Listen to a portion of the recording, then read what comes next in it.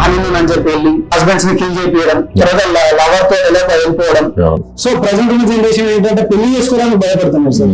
పెళ్లిలకు సంబంధించి మన సమాజంలో మార్పు ఉన్నది అని ఈ సంఘటనలన్నీ పదే పదే తల్లిదండ్రులందరికీ ఇది ఒక రికాలింగ్. ప్రెసెంట్ ఎవరు మ్యారేజ్ చేసుకోవాలనుకుంటే ఒక వైఫ్ అండ్ హస్బెండ్ వాళ్ళ రిలేషన్షిప్ ఎట్లుండాలి, పెళ్లి అనే ఒక కాన్స్టిట్యూషన్ ఫ్రేమ్ ఏదైతే ఉందో ఆ ఫ్రేమ్ కే ఒక ఛాలెంజ్ వచ్చింది. నాకు ఈ క్యారెక్టర్ లేకపోతే ఈ గుణాలను అబ్బాయి కావాలని అడగట్లేదు. పెళ్లి అనే ట్యాగ్ లైన్ ఉంటే చాలు అని అనుకున్న వాళ్ళ ఆలోచనలోంచి వచ్చిందే ఈ ₹1,50,00,000 జీతం ఉంటే చాలు అనుకునే వాళ్ళు. నేటి బాలలో రేటెడ్ పౌరులు అంటాం సార్. Self political statement. నేటి బాలలు కూడా వాళ్ళ పౌరులే, దేశ పౌరులే. చైల్డ్హుడ్ ట్రామాలు ఉన్న వాళ్ళు, చైల్డ్హుడ్ నుంచి కూడా వాళ్ళకు ఎప్పుడు కూడా అవమానాలు అనుమానాలు ఎదుర్కొని పెరిగిన వాళ్ళకు ఈ టాక్సిక్ రిలేషన్ ఉండడమే నిజమే సరైన రిలేషన్షిప్ అనే అనిపిస్తుంది. మనల్ని నాలుగు చేస్తా ఉంటారు.